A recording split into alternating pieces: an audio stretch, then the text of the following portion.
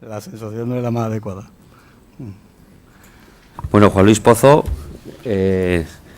como veis ahí ya tiene el título de la ponencia, ese es de Marx, y bueno, es un colaborador habitual en las jornadas. Yo corto ya, porque luego siempre me echa la bronca que le falta tiempo.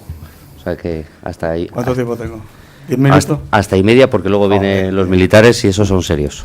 Bueno. Vale. Es que ricasco, como se suele decir normalmente en todo este tipo de eventos, muchísimas gracias a la organización, pero este año especialmente porque venía pensando en el avión, digo, oye, esta es la tercera vez que me invitan. El primer día me invitaron un lunes, que era el día de la inauguración. Digo, bueno, me pusieron en un buen puesto, el segunda vez me invitaste un miércoles. Y digo, y este año, que es el tercer año consecutivo, me invitan el viernes ya en los postres, en la clausura, ya cuando la gente ya está totalmente harta. Y digo, será porque hablamos de una cosa un poco más chocante. Digo, entonces habrá que hacerlo muy bien porque si no, ya no me invitan a venir otra vez a esta magnífica tierra donde se come magníficamente, ¿no? Y dicho eso, un poco, quería hacer esta introducción no tanto por la pequeña broma, sino por comentar que, bueno, que venimos a hablar siempre de riesgo. Llevo 3 años viniendo a hablar del concepto de riesgo, de hablar, en este caso, de una visión diferente a lo que cuando hablamos de gerencia de riesgo, hablar desde el punto de vista, el primer año hablé de un concepto de infraestructuras críticas, que cada vez tiene mayor importancia en nuestra sociedad. El segundo año, pues me tocó hablar, en este caso, pues de la certificación de la gestión de riesgo, de la evaluación de la conformidad, que es una palabra muy importante que quiero hoy explicar, pues para hablar de alguna forma sobre lo importante que es que lo que hacéis todos los días, pues tengáis determinadas garantías, determinados avales de vuestros códigos de buenas prácticas, ¿no? Y dicho esto, esta tercera vez me toca hablar sobre una cosa que curiosamente, pues tenemos una desgracia que ha ocurrido en este intervalo de tiempo. Y tuvimos una desgracia importantísima con el tema del Madrid Arena. Y como todos habéis sufrido, desde el punto de vista de vuestra actividad, pues sois profesionales, que no me he hartado de los 3 años de decirlo, que intentáis hacerlo lo mejor posible en vuestra actividad diaria, intentáis poner todo vuestro énfasis en actuar de la mejor manera posible, con los pocos recursos en una época de austeridad que cada vez más tenéis, y os encontráis también sujetos, pues que ocurre una desgracia de este tipo, y lo único que se está haciendo, desde el punto de vista, viéndolo desde fuera, pues es buscar responsabilidades. Hay que buscar responsabilidades y hay que delimitar. La desgracia requiere que se busquen esas responsabilidades y requiere que se delimiten estas responsabilidades. Pero claro, el profesional llega un momento que se encuentra en una situación bastante chocante, porque se encuentra en la situación de interpretar que en una época donde los medios cada vez son menos, donde los medios cada vez son más reducidos, encima cada vez que hago mi trabajo con mayor dedicación personal y con mayor esfuerzo personal desde el punto de vista de suplir esa ausencia de medios, esa ausencia de, digamos, de herramientas, pues me encuentro cada vez más que estoy sujeto a que estén deseando, y cuando digo deseando, la frase tenemos que interpretarla dentro del contexto de la desgracia que ocurre, pues deseando que alguna persona pues tenga que responder. Y cuando digo deseando, vuelvo a matizarlo, me refiero única y exclusivamente a que ha ocurrido una desgracia y estamos buscando culpables de esa desgracia. Y evidentemente en esa desgracia hay muchísimos culpables. Bueno, pues hace 2 años se promulgó un estándar, que es la norma ISO 22320, que afortunadamente, gracias al esfuerzo de varias organizaciones, y les doy las gracias a AGENOR, que está aquí representada por su directora regional en Euskadi, Luz Emparanza, pues hemos sido capaces de desarrollar, en este caso, una herramienta que hoy en día casi todas las administraciones pues las están reclamando. Estamos intentando, de alguna forma, que si hay errores, se responda a esos errores, pero si no hay errores, no tengamos que pasar ese calvario de que nos valoren y evalúen a posteriori. Si queremos preconstituir lo que es la actuación diligente y queremos establecer de alguna forma qué es lo que teníamos que haber hecho para que cuando ocurra algo no venga alguien a interpretar qué es lo que hemos hecho, sino que valore única y exclusivamente si nos hemos apartado o no de lo que teníamos que haber hecho. Es decir, cuando tenemos una desgracia de este tipo y hay un cúmulo de circunstancias, pues lo lógico sería que si alguien ha metido la pata, evidentemente hay que responder de ese meter la pata. Pero si se ha actuado de acuerdo con lo que se había establecido, pues no se estén exigiendo ese tipo de responsabilidades, cuando además en toda esta cadena intervienen muchísimo. La única forma de delimitar las responsabilidades de todos estos que intervienen, pues única y exclusivamente se puede hacer si realmente los delimitamos a priori. Es decir, si a priori establecemos una serie de códigos de buenas prácticas y herramientas y certificamos esa actuación diligente para que luego podamos valorar si nos hemos apartado o no nos hemos apartado de ella. Bueno, dicho esto, yo no soy muy amigo, no de las presentaciones, sino de hacer una presentación desde el punto de vista de leerla y leerla. Creo que es mucho más dinámico pues el comentarlo, pues me refiero sobre todo, más que nada, porque voy a ir saltando a puntos concretos y por eso era también la broma un poco con Josu, desde el punto de vista de decir, bueno, tengo que hacer muy bien, que si no, no me invita el año que viene. Entonces, bueno, un poco por la parte de ese tema. La presentación me imagino que tú se la mandarás a todos, por si alguien quiere cualquier consulta. Bueno, esto es un poco un resumen, también un poco desafortunado en cuanto a la simbología, pero que creo que lo resume considerablemente. Estamos hablando, en este caso, de un concepto de la caja mágica. Estamos hablando de un concepto, desgraciadamente, pues lo que estamos intentando es, oiga, podemos conjugar la seguridad y respuesta en el mismo envoltorio de alguna forma. Podemos de alguna forma buscar una herramienta que cuando ocurren estas situaciones, por lo menos hayamos intentado que cada uno de los intervinientes respondan, en este caso, de sus responsabilidades, y por lo tanto, cuando se delimitan las responsabilidades, es la mejor manera de que cada uno asuma su responsabilidad y se asumen a priori. Es decir, yo siempre digo que la gestión de riesgo, y es el lema de esta jornada, no es ni más ni menos que la cadena se hace fuerte cuando, si estamos discutiendo a posteriori, evidentemente nos estamos echando las culpas unos a otros. Pero si discutimos a priori, no estamos discutiendo. Lo único que estamos es delimitando la responsabilidad, y cuando la gente sabe a priori que la responsabilidad por una faceta en concreto es suya, no pasa nada, porque la gente, entonces la cadena se hace fuerte. Nadie, lo malo es cuando han ocurrido las cosas y hay un refrán muy castizo que al final, pues, perdón por la expresión en este foro, pero lo digo así, cuando ocurre algo, si no hemos delimitado a priori las responsabilidades y no hemos delimitado de alguna forma cuáles son las funciones de cada uno, os puedo garantizar que se aplicaría ese refrán, que es sencillamente que todo el mundo, cuando llega la hora de la verdad, en su cabeza lo único que entra es o es mi culo o es tu culo. Es decir, con el perdón de la expresión, lo que se hace normalmente en estas situaciones es que todo el mundo culpa a los demás de lo que ha ocurrido y empiezan a salir las declaraciones en el sumario, por ejemplo, de este caso, pues hay muchísimas cosas por lo que van contando, porque son totalmente desproporcionadas. Yo creo que ni era blanco ni era negro. Lo que ocurre es que cuando hay cosas que se quedaron en el ámbito de lo que era, en este caso, la ambigüedad, se potencia.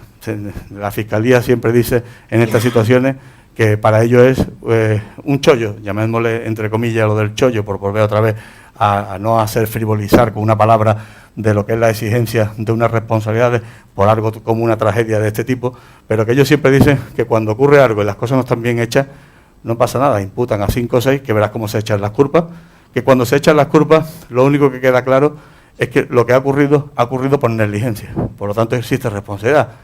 ¿Qué pasa? Que la gente, en vez de tener, en este caso, pues claramente un procedimiento para poder justificar, mire usted, yo he hecho lo que tenía que hacer, nosotros hemos seguido a rajatabla nuestro protocolo, y nuestros protocolos incorporaban todas las fases, desde la coordinación inicial, la verificación, donde todo el mundo sabía cuál era su responsabilidad. Bueno, pues cuando no ocurre eso, pues todo el mundo le echa las culpas a que la responsabilidad es de otro, y lo que hace cuando alguien echa las culpas a otro, sinceramente, no penséis que con eso se quita la responsabilidad, es todo lo contrario. Pasa a ser la persona que echa las culpas a otro, pasa a ser cuando menos el tonto útil para el procedimiento, porque la Fiscalía ya sabe que le va a ayudar a hacer, en este caso, el caso. Es decir, lo va a imputar seguro, sí o sí. La Fiscalía siempre dice, cuando alguien viene a contarme una película y me cuenta que lo que ha pasado se sabía que iba a pasar, pero que la responsabilidad no es suya, es el primero que imputa. Sencillamente lo imputamos porque, independientemente de su versión de los hechos y de su forma de explicarlo, lo que está dejando claro es que se sabía que iba a ocurrir, se sabía que se podía haber evitado.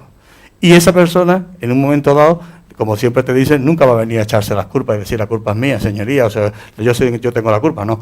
Con lo cual vendrá otro y me contará la versión contraria. Ya tengo a uno que sabía lo que que podía haberse evitado el resultado y no se evitó. Y como no se evitó, pues ya tenemos en este caso el primer elemento de lo que sería el proceso judicial. Bueno, pues dicho esto, y por entrar un poco en la presentación, y muy rápido, como siempre me toca, bueno, pues tenemos que tener en cuenta también que el concepto, de alguna forma, de lo que es en este caso la exigencia de una responsabilidad, está cambiando y tenemos que entenderlo y tenemos que comprenderlo, porque en nuestra sociedad actual, si vivimos de espaldas a estos conceptos y a estos problemas y a estas problemáticas, lo único que estamos haciendo es mirar para otro lado y cuando nos llegue el momento tendremos que responder.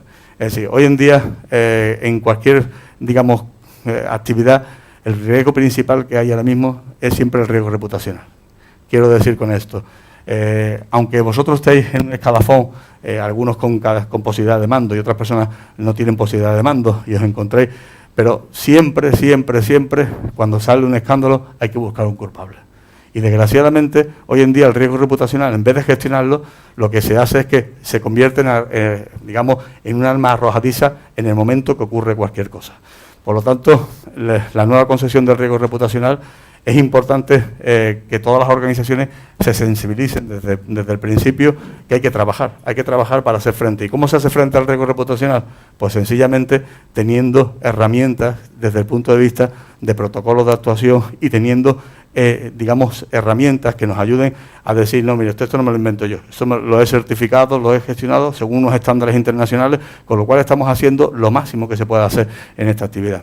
Luego, hay un concepto, por ahí muy rápido, de nuevos riesgos y desafíos en todos los ámbitos sociales. Es decir, nos encontramos hoy en día, por poner el ejemplo del Madrid Arena, pues habréis escuchado, por desgracia habréis escuchado las grabaciones telefónicas, en este caso llamando a los servicios de emergencia, dando, posiblemente a lo mejor se puede estar actuando correctamente a la hora de dar una respuesta determinada, porque se está actuando según una serie de procedimientos, pero en nuestra sociedad actual, hoy en día cualquier cosa que ocurre no pasa como pasaba hace 40 o 50 años, y no quiero decir con esto ni que ahora sea mejor ni que ahora sea peor, pero hace 40 o 50 años no había trazabilidad de todo, y para empezar trazabilidad negativa. Es decir, hoy en día todo está grabado, todo está registrado y todo va a salir a la hora de la verdad, con lo cual qué mejor que todo esté grabado y que todo esté de alguna forma registrado dentro de unos procedimientos y unos protocolos que hayamos podido preconstituir anteriormente. Luego, tenemos un problema de la famosa austeridad. Es decir, cuando hablamos de austeridad, sin entrar en frivolizar en conceptos de si los medios son los adecuados, si no son los adecuados, porque evidentemente en la época que estamos viviendo, los medios son los mínimos, y es imposible que con esos medios podáis cumplir con vuestra función, imposible, eso no hace falta que venga nadie a discutirlo. El problema está cuando caemos en el error o caemos en el círculo vicioso de intentar justificar que todos son los medios. Es decir, cuando intentamos justificar que el problema son los medios, que en el 99% de los casos va a ser verdad, y nadie lo está discutiendo, y nadie lo está planteando, pero si nos quedamos solamente con ese argumento, yo ahí, desgraciadamente, os tengo que transmitir lo que entiende la parte que te está valorando el día que tienes una desgracia y que tiene un problema. Te dice, yo no sé si es verdad o mentira que esto es un problema de medios. Yo lo único que veo es que ustedes todos lo argumentan a los medios y a lo mejor se han acomodado en no tener esos medios porque les venía muchísimo mejor para vivir mejor, para estar mejor. Es una aberración, pero es así. La otra parte siempre va a entender que cuando todos son los medios, mire usted, los medios, pero ¿usted qué hizo? Yo nada, porque yo ya paso olímpicamente de discutir con mis jefes. Bueno, pues desgraciadamente esa situación, por ejemplo, hay que tener también las herramientas para compaginarla.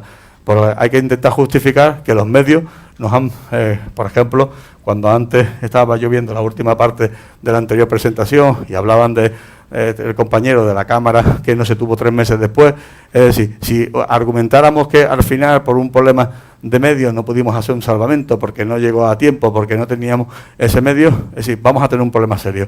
Vamos a tener un problema serio porque hoy en día lo que hay que intentar siempre en cualquier situación es decirme usted, nosotros hemos actuado de acuerdo con los medios que teníamos, no con los que podíamos haber tenido, no, con los que teníamos, este era nuestro procedimiento con los medios que teníamos. Esa es la gran diferencia. Mire usted, con los medios que teníamos hemos actuado de esta manera. Y con los medios que teníamos podemos hacer esto. Pero yo no entro a valorar si con otros medios podríamos haber hecho otra cosa. No, yo valoro lo que he hecho de acuerdo con los medios que tengo. Eso es una de las cosas, por ejemplo, que cada vez tienen mayor trascendencia desde el punto de vista de estos nuevos requisitos.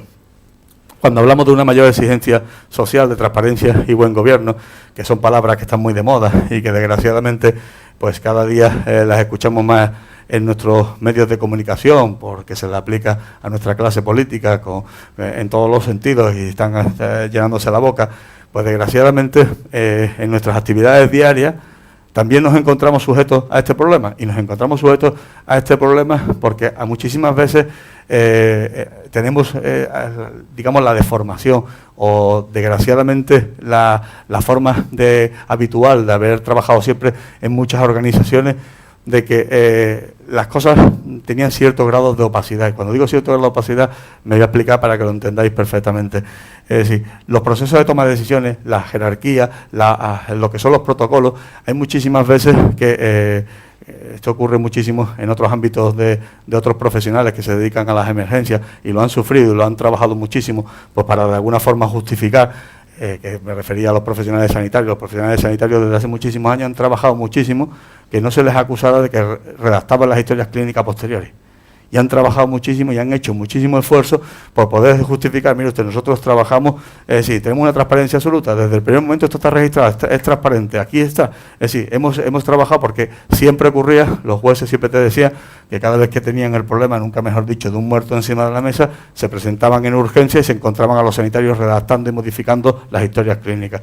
Bueno, pues desgraciadamente en los conceptos de transparencia y buen gobierno es que tenemos que acostumbrarnos a un concepto que cada día es más importante en el siglo XXI y además en el mundo de la justicia es fundamental. Hoy en día los jueces te dicen que el papel vale más que nunca. Y cuando te digo el papel, ellos dicen el papel lo podemos sustituir por otro soporte. Pero lo que sí os digo, que lo que no está escrito no existe. Si me lo cuentas a posteriori, para mí no existe. Y cada vez más, pues hay que tener las herramientas que dejen esa trazabilidad desde el primer momento. Desde el primer momento de la actuación tiene que estar todo claro. No se puede hacer un parte de la actuación a posteriori, aunque hay que buscar las herramientas para hacerlo, porque siempre se cuestiona. Y siempre se va a cuestionar que sea redactado ad hoc desde el punto de vista del concepto de que hemos puesto lo que teníamos que justificar. Bueno, pues ese es el concepto de transparencia y buen gobierno. Desde el punto de vista de la corriente social de tolerancia cero, ni lo voy a explicar, lo acabo de explicar en todo el comentario. Quiero decir, desgraciadamente, cuando pasa algo, podemos ser perfectos profesionales, ser los mejores del mundo, pero qué desgracia que nuestra sociedad aplica la ley del embudo en ese sentido, y me explico. Es decir, estamos siempre en una sociedad que cada vez vemos por decir un poco un símil, el famoso símil de la paja en el ojo ajeno antes de ver la viga en el nuestro. Pues sí, siempre que ocurre algo hay una tolerancia cero con lo que han hecho los demás. Hay que ir a por los demás. Esto no se puede permitir. Y si además podemos pedir la cabeza de alguien, pues estupendo. Bueno, pues los profesionales que trabajan en estos ámbitos pues se ven más sujetos a este problema. Es decir, pasa una desgracia y parece que un profesional tiene que pagar, que ha tenido la culpa, que es que, vamos, alguien tendrá que pagar, delimiten ustedes la responsabilidad en su casa. Bueno, cuando a lo mejor la desgracia pues viene por otros motivos. Hay una continua criminalización de cualquier actividad. Eso está pasando porque es una corriente muy anglosajona. Llevamos ya muchos años en esta, digamos, dinámica, pero cada vez más sí nos encontramos. Hay un problema que le llama la pena de banquillo. Y la pena de banquillo no es ni más ni menos que, desgraciadamente, una persona te dice, no pasa nada, te imputan, es por eso, para preservar tus derechos. Sí, bueno, es verdad, en nuestro ordenamiento jurídico deja muy claro que la imputación es algo positivo, aunque parezca mentira. La imputación es algo positivo porque es la posibilidad de poder decir lo que me dé la gana en el juzgado, que es la posibilidad de poder contar la película que me dé la gana, defenderme como me da la gana, inventarme lo que yo quiera y no tener ningún tipo de responsabilidad. Sí, pero la pena de banquillo significa que una persona está 4 años esperando a que la juzgue. 4 años que todos los que han pasado por esa desgracia pues se encuentran que su vida cambia de forma desproporcionada. Es decir, porque todo el mundo se va viendo llegando al procedimiento que está muy solo y que está totalmente, bueno, pues hay que, digamos, también dotarse de herramientas para hacer frente a eso. Es decir, el problema no es que te llamen a declarar como imputado, el problema es que salgas de juzgado imputado. Ese es el problema, que no tengas papeles para demostrar que has actuado diligentemente. Bueno, y luego una cosa que enlaza muchísimo con una jornada de gerencia de riesgo y emergencia y con la gente, hay una falta de capacidad de respuesta ante las situaciones de crisis. Hay una falta de capacidad de respuesta por cultura tradicional del mundo occidental. No es, hoy en día de gestión de crisis habla todo el mundo, y todo el mundo ha implantado los comités de crisis, y todo el mundo tiene, en este caso, herramientas para hacer frente a una crisis. Pero hace 3 días hubo un asesinato en el Reino Unido, que degollaron a un militar, y David Cameron convocó al comité de crisis y después salió corriendo del comité de crisis para irse a Ibiza. Y ha sido un escándalo reputacional impresionante en el Reino Unido, porque esta persona, bueno, pues creía que la crisis había terminado con haber puesto en marcha un mecanismo. Bueno, ¿qué ocurre realmente cuando pasa una crisis? Lo que ocurre realmente cuando pasa una crisis es muy típico en España, desgraciadamente, en las grandes crisis que ha habido en los últimos 10 años. Siempre que ha ocurrido una crisis, la persona que tenía que haberla resuelto, tenía que haber dado la imagen de que estaba, digamos, tomando decisiones para resolver el problema, pues siempre estaba missing, siempre estaba desaparecido en combate, siempre estaba en otro sitio. Eso se crea siempre un escándalo. Pero es que eso, desgraciadamente, no es el problema. El problema es que eso se transmite hacia abajo, en la cadena de mando. Eso se transmite a que las personas que están tomando decisiones, pues están en una inseguridad total. Porque claro, cuando tú tienes que tomar decisiones en una situación bastante comprometida, pues todo el mundo, si no están establecidos esos mecanismos de toma de decisiones automáticas, esos mecanismos de hacer frente y dar respuesta a esas crisis, pues automáticamente todo el mundo le entra, no un pánico, no un pánico, sino que le entra a todo el mundo lo que llaman el síndrome del antihéroe.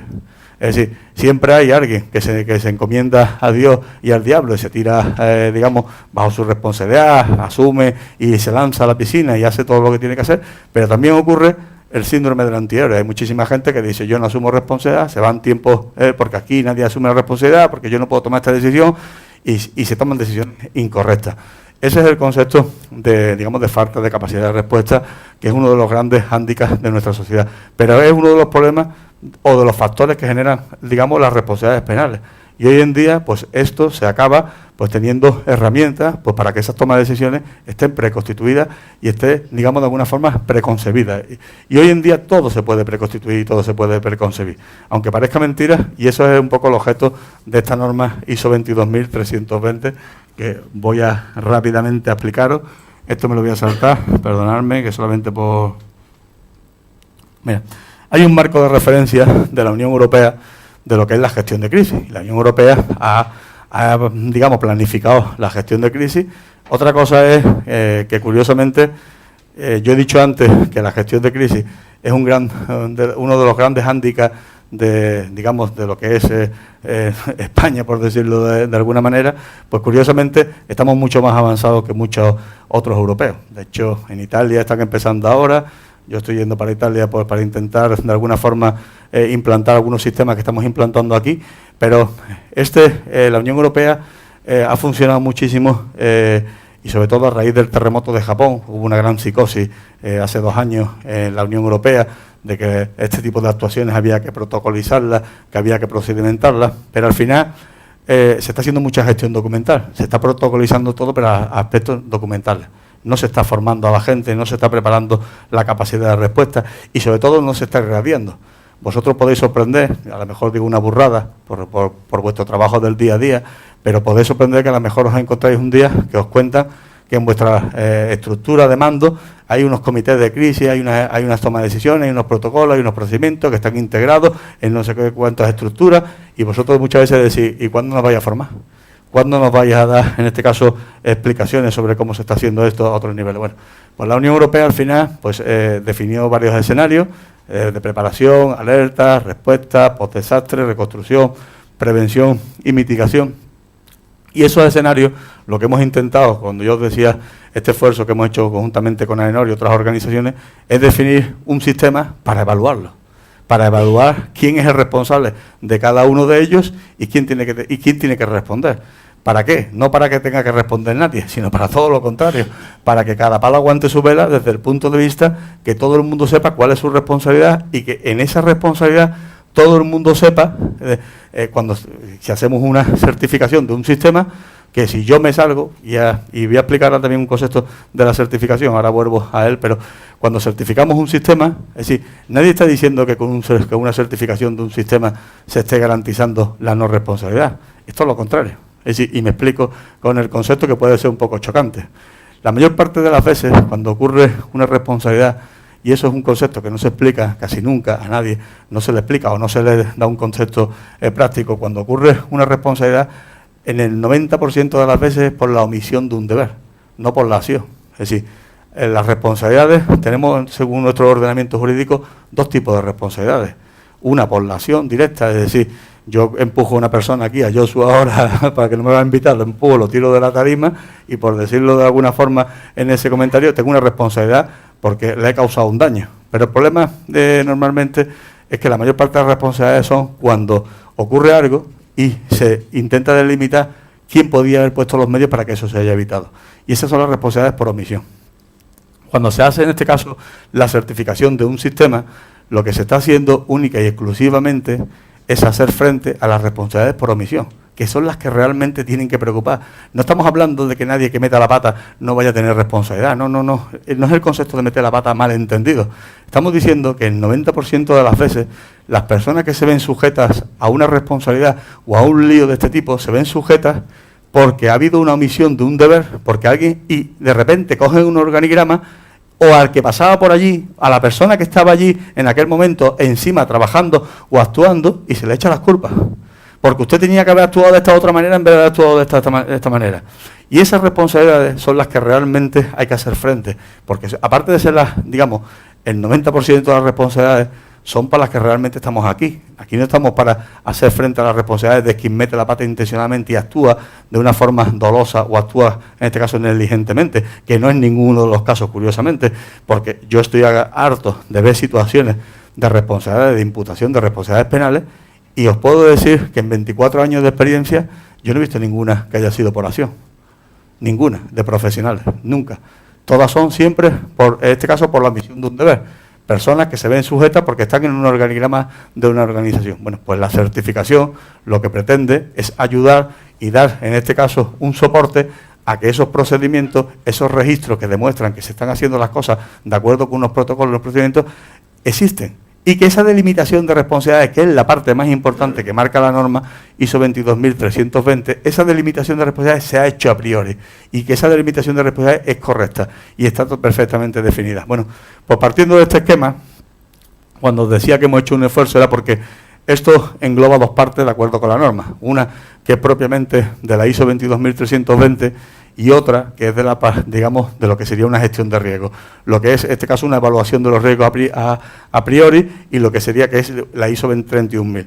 Entonces, lo que hemos hecho ha sido diseñar un producto que permita, para evitar lagunas, pues poder certificar los sistemas de gestión de riesgos de cualquier, digamos, administración, en este caso, ente dedicado a todo lo que sería, en este caso, emergencia, pero es que la norma está hecha tanto para entidades públicas como para entidades privadas. Yo, por ejemplo, ahora mismo estamos trabajando con Last Tour International pues para preparar esta norma y para certificar esta norma, porque es una preocupación desde el punto de vista de cualquier organización, decir, mire usted, dígame cuáles son mis responsabilidades, delimíteme y ayúdeme a certificar cuáles son mis responsabilidades, delimítemelas, es decir, y dígame usted cuáles son las de la administración correspondiente. Yo quiero estar certificado para poder decir a la administración correspondiente cuáles son sus responsabilidades, por este caso, por lo que sería la seguridad de las instalaciones, por el buen estado de conservación de esas instalaciones, pero delimíteme mis responsabilidades, que yo las asumiré y yo determinaré. Bueno, pues dicho esto, y pasando, que si no me pega, me quedan 10 minutos, ¿verdad? Joder, no me vaya... Bueno, por lo que os decía antes, digamos, pues estaríamos, digamos, de alguna forma, pues repartiendo en dos escenarios. Un escenario previo y un escenario, digo por la... un poco, pero un segundo porque vamos a dejarlo ahí. Bueno, entonces, la ISO 22320 no está traducida al castellano, y cuando digo no está traducida al castellano, lo puede explicar mejor Luz que yo, en el sentido de los sistemas internacionales de normalización. Las normas, cuando las aprueba, en este caso, la Asociación Internacional, pues primero están en el idioma oficial, que es el inglés, y a partir de ese momento, pues cada organismo de certificación, de normalización, de normalización de cada país, pues decide si la convierte en una norma, digamos, propia. Cuando digo propia es que la traduce y la, digamos, la eleva pública esa norma, dándole cuando aparece UNE, ISO 22000. Esta norma se prevé que esté, digamos, como norma UNE a finales de este año, para el mes de octubre-noviembre, estará preparada. Bueno, pues, y cuando no se decide, por la razón que sea, porque no haya demanda o porque no haya necesidad específica, pues se certifica con la norma inglesa, ¿no? Bueno, pues es una norma que habla de un concepto un poco, digamos, extenso de lo que sería, en este caso, la seguridad ciudadana. Y cuando se habla de seguridad ciudadana, pues se habla de la gestión, en este caso, de las emergencias. Y la norma lo que intenta desarrollar es, pues, todos estos aspectos de coordinación que deben de existir y cómo se deben de delimitar esas responsabilidades en todos los intervinientes. Pero lo más importante de la norma, por no extenderme en explicarla punto a punto, aunque alguna explicación daré, lo más importante de la norma es que habla de un concepto de resiliencia. El concepto que es un concepto que es una palabra que hemos traducido o hemos incorporado a lo que sería nuestra lengua, de alguna manera como un anglicismo, lo hemos trasladado. El concepto de resiliencia es la capacidad de respuesta de cualquier organización. Entonces, la norma, donde pone su énfasis realmente y donde hace un gran desarrollo, es en que las organizaciones modernas, todo tipo de organizaciones modernas, pues tienen que estar preparadas pues para demostrar su capacidad de respuesta ante cualquier contingencia. Y que eso es realmente el objetivo de la norma. Es decir, la norma lo que realmente intenta es, digamos, certificar la resiliencia. Bueno, dicho esto, de que la norma intenta certificar la resiliencia, y volviendo a ese concepto de resiliencia, es que precisamente es lo que estamos intentando. Nosotros lo que queremos, cuando estamos hablando de seguridad jurídica, es, digamos, demostrar que hemos cumplido con nuestra capacidad de respuesta, que hemos preconstituido esa capacidad de respuesta y que hemos hecho lo que dijimos que íbamos a hacer. Ese es el concepto de seguridad jurídica. El concepto de seguridad jurídica es que el papel no lo soporta todo. El concepto de seguridad jurídica es que hemos sido capaces de preconstituir qué es lo que íbamos a hacer ante una situación determinada, cómo íbamos a responder ante esa situación determinada, cuál iba a ser nuestra capacidad de respuesta, con qué medidas íbamos a responder ante esa capacidad de respuesta, no garantizando en absoluto el resultado, que eso es importantísimo, y eso es un concepto que además, curiosamente, en nuestro ordenamiento jurídico está más que extendido. Es decir, nosotros nos pueden evaluar, cuando digo evaluar, por decirlo en esa expresión, para bajar un poco el nivel de la gravedad, nos pueden evaluar por lo que se llama una obligación de medios o una obligación de resultados. Cuando estamos hablando de servicios de emergencia y cuando estamos hablando, en este caso, de la capacidad de respuesta, estamos hablando única y exclusivamente, y está más que extendido en nuestro ordenamiento jurídico. El problema está cuando hay esa, digamos, dejación de funciones, esa omisión de ese deber. Es decir, está más que extendido que nos valoran por una obligación de medios, no por una obligación de resultados. Nadie, de alguna forma, te puede exigir que tu intervención responda totalmente al objetivo máximo de esa intervención, que sería lo razonable, como es lógico, y que sería además lo que todos pretendemos. Cuando vosotros intervenís, lo que estáis pretendiendo, evidentemente, es garantizar que vais a hacer, digamos, por vuestro propio compromiso, con vuestra propia actividad, vosotros vais a un sitio, sobre todo nuestros compañeros los bomberos, pues evidentemente cuando entran en cualquier situación de total peligro, se están jugando su vida, como pasa en todas vuestras otras actividades de emergencia, pero quiero decir, por ponerlo en uno de los ejemplos, se juegan su vida intentando, de alguna forma, pues salvar a una persona, salvar a uno, en este caso, pues lo más importante que pueda haber, que es la vida humana. Bueno, pues en ese sentido, si estuviéramos hablando de una obligación de resultados, tendrían una responsabilidad cuando, por desgracia, llegasen y no pudiesen evitar el resultado lesivo. Y cuando estamos hablando de una obligación de medio. Entonces, ¿por qué cuando ocurre un accidente hay muchísimas veces que se valora como negligencia una tardanza en la actuación? No quiere decir que no sea una negligencia, quiero decir un poco por ir poniendo los puntos. Se valora como una negligencia, pero ya sin preguntar por qué se ha producido o si era real o no era real. Ya automáticamente ya viene quien dice que se les llamó y tardaron 3 minutos más de la cuenta y que en esos 3 minutos, bueno, desgraciadamente en nuestra sociedad el concepto que tenemos en nuestra jurisprudencia es de obligación de medios, no de obligación de resultados. Y sin embargo, nosotros somos los primeros que no sabemos después gestionar esa obligación de medios. ¿Y por qué digo esta expresión de que no somos capaces o no sabemos gestionar esa obligación de medios? Porque normalmente cuando ocurre esas responsabilidades o cuando ocurren estas situaciones, pues el ser humano, por desgracia, es el primero que pone el alto de la mesa que no se ha cumplido con la obligación de medios. Es el primero que empieza de alguna forma a decir, claro, esto tenía que haberse evitado, pero ocurrió esta situación, llevamos 3 meses quejándonos, llevamos diciendo que no. Es decir, y es el primero que de alguna forma está poniendo el alto de la mesa que la obligación de medios no se ha cumplido, que nosotros podíamos haber, si hubiéramos tenido más medios, hubiéramos evitado ese resultado. Bueno, pues volviendo un poco al concepto de resiliencia, lo que se pretende fundamentalmente es intentar compaginar en cada momento y en tiempo real, aunque parezca un poco chocante la expresión de tiempo real, ¿cuál es mi obligación de medios? La defino yo, los expertos sois vosotros, los expertos no son los demás, vosotros sois los expertos en la materia. Lo que no podéis esperar es que lo definan a posteriori. Si lo definen a posteriori, otros por vosotros interpretarán que realmente esa obligación de medios, la frontera con la obligación de resultados, no existe. Era una obligación de resultados. Eso es lo que te ayuda de alguna forma un sistema de gestión de riesgo, a delimitar cuál es esa obligación de medios, a establecer claramente cuál es esa obligación de medios, cómo se puede hacer frente a cualquier situación, dejando muy claro cómo yo tengo que responder, no cuál es el resultado de mi respuesta. Y sobre todo, dejando muy claro cuáles son una de las cosas importantísimas. Es decir, cuando se discute muchas veces factores atenuantes de una actuación o se discute si se ha actuado mejor o peor, el problema no es discutirlo a posteriori, esos factores atenuantes. El problema realmente es no haber sido capaz a priori de haber justificado cuáles son mis capacidades de respuesta en virtud de una serie de circunstancias que me puedo encontrar y que pueden ser totalmente ajenas a mí y que esas circunstancias de alguna forma van a incidir en el resultado. Hay muchas veces que se habla de descoordinación. Nosotros hemos llegado tarde porque nos avisaron 20 minutos tarde.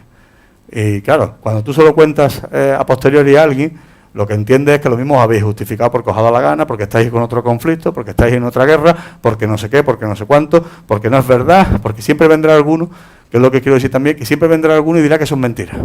Porque en ese momento que tú te justificas echándole las culpas a otro, porque por desgracia te ves en la obligación de echarse la culpa a otro, porque aún puede ser una realidad total, ese otro ya automáticamente nos va a decir, sí, efectivamente, la culpa es mía porque nosotros teníamos que haber avisado y no avisamos. No.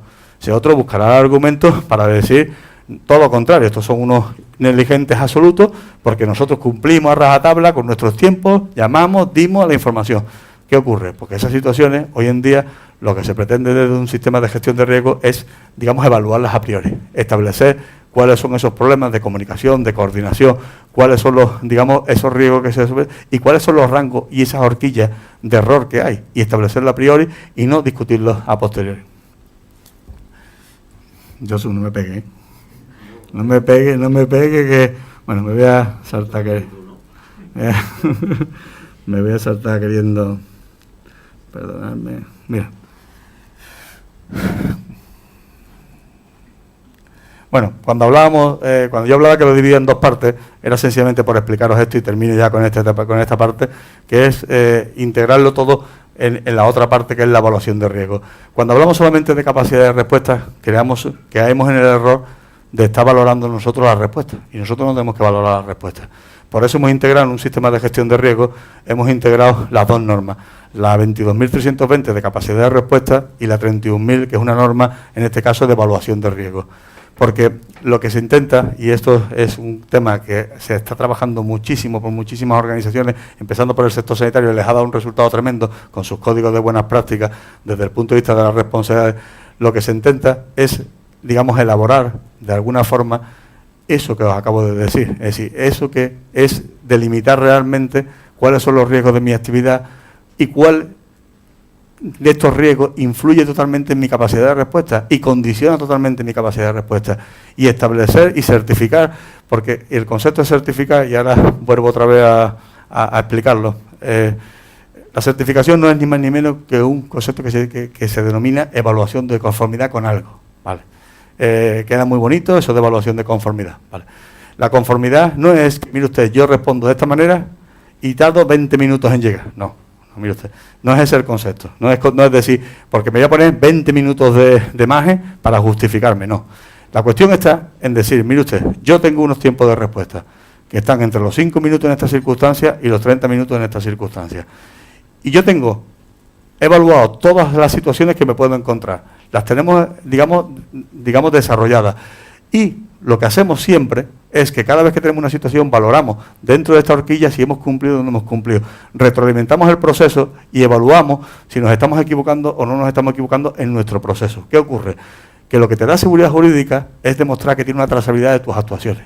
Que tú te puedes equivocar una vez, pero mire usted, yo siempre cumplo con este margen. Y cuando me equivoco es porque la variable me ha sobrepasado, no porque yo soy negligente.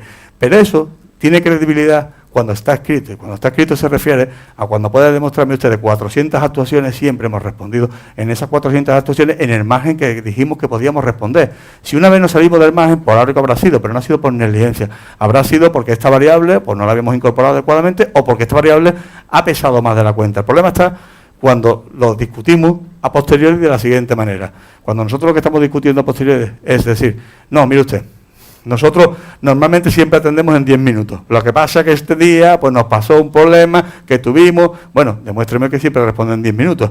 Bueno, no tenemos registros, no tenemos capacidad. Bueno, algunas veces sí tenemos 30 minutos, hay quejas. No, mire usted, la prensa ha salido 20 veces que se quejan, que ustedes no cumplen con este parámetro. Sí, el problema normalmente, y es el concepto de evaluación de la conformidad. La conformidad es que nosotros somos capaces de establecer el rango lógico y coherente, y somos nosotros los que definimos ese rango lógico y coherente. Lo lógico y coherente me refiero desde el punto de vista de vuestro día a día, que no venga alguien a posteriori a juzgar lo que vosotros hacéis, lo juzgamos a priori. Vosotros sois los que realmente sabéis los inconvenientes, pero lo escribimos a priori, y certificamos que siempre cubrimos y cumplimos con lo que decimos a priori. Y eso, si alguna vez no sale, es realmente lo que demuestra, y es lo que te da seguridad jurídica. Mire usted, si alguna vez me he equivocado o ha salido fuera de este rango, no es por, no ha sido por negligencia, ha sido porque nos ha sobrepasado la situación, es una fuerza mayor, no ha sido porque nosotros seamos unos negligentes. Pero cuando existe trazabilidad y cuando existen esos registros, y eso es lo que se hace con la evaluación de la conformidad, de que se está cumpliendo con un rango que nos hemos establecido, y que cuando nos salimos de ese rango, en situaciones normales, retroalimentamos el procedimiento, analizamos por qué nos hemos salido, por qué ha ocurrido, el día que nos pase algo y se deba por ley de Murphy a esa situación, pues tendremos seguridad jurídica. Bueno, yo ya digo porque te veo ya que me va a pegar y ya... Bueno, esto, termino esto, ¿vale? No me pegue. Que si no me deja venir el año que viene, a ver si... Bueno, mira, solamente, aquí lo que estamos hablando, en definitiva, es de establecer un sistema, nosotros llamamos la AAA en gestión ética, que es lo siguiente. Es tener un sistema integrado de gestión de riesgo, no es ni más ni menos que preconstituir esas actuaciones diligentes de la actividad. Protocolizar esas actuaciones diligentes con los errores. La gestión de riesgo, que lo vuelvo a repetir, yo creo que lo he dicho en los 2 años anteriores que he estado aquí, es poner en valor los feos de la actividad. Es que hay que poner en valor los feos de la actividad. Es decir, cuando me equivoco, no lo cuento a posteriori, lo cuento a priori. Mire usted, yo me puedo equivocar por esto, por esto, por esto. Estos pueden ser los parámetros que pueden alterar mi actuación. Y lo pongo y lo protocolizo. Estamos acostumbrados muchísimas veces a pensar que un sistema de evaluación de conformidad, entendiéndolo como la calidad, que es súper necesaria y súper importante en cualquier organización, lo entendemos siempre como que es que hay que poner todo lo bueno que hacemos. No, la gestión de riesgos pone en valor y también se certifica lo malo que hacemos, y me explico lo malo que hacemos. Es decir, es cuando nos equivocamos, lo que tenemos que justificar es, mire usted, eso estaba perfectamente definido, que me podía pasar por este motivo, por este motivo. Cuando hablamos de una due diligence de gestión de riesgo, que es una palabra que está muy de moda hoy en nuestra sociedad, por desgracia, es un concepto de esa evaluación de conformidad externa. Es decir, hoy en día cada vez más, cuando tú te presentas ante cualquier situación de estas conflictivas, te están pidiendo papeles, como ha pasado con el caso del Madrid Arena, uno de los grandes problemas es que, independientemente de las anomalías que ha habido, de las negligencias que ha habido, no había papeles ninguno. Es decir, la importancia de certificar un sistema es que estamos dando credibilidad a que esos papeles, esos registros existen siempre en esa organización, y que esa organización tiene esos sistemas de gestión. Cuando hablamos de un sistema de trazabilidad inversa es porque la gestión de riesgo no puede ser burocracia. Aquí no se pretende cambiar los procedimientos de ninguna organización, ni hacer protocolos nuevos, ni hacer absolutamente nada nuevo. Lo que se pretende es identificar esos errores, esas cosas feas del negocio, y dónde están en el sistema, dónde están nuestros protocolos, cuáles son nuestros protocolos.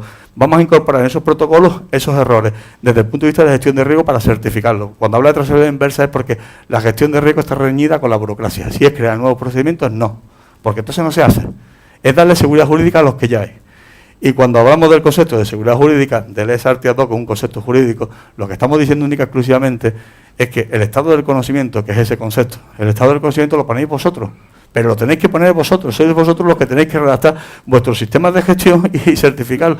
No esperar que venga alguien y los interprete y diga que lo que tú tenías que haber hecho era otra cosa totalmente distinta. Ese es el concepto de seguridad jurídica. Muchísimas gracias y yo espero que me inviten el año que viene. Muchas gracias.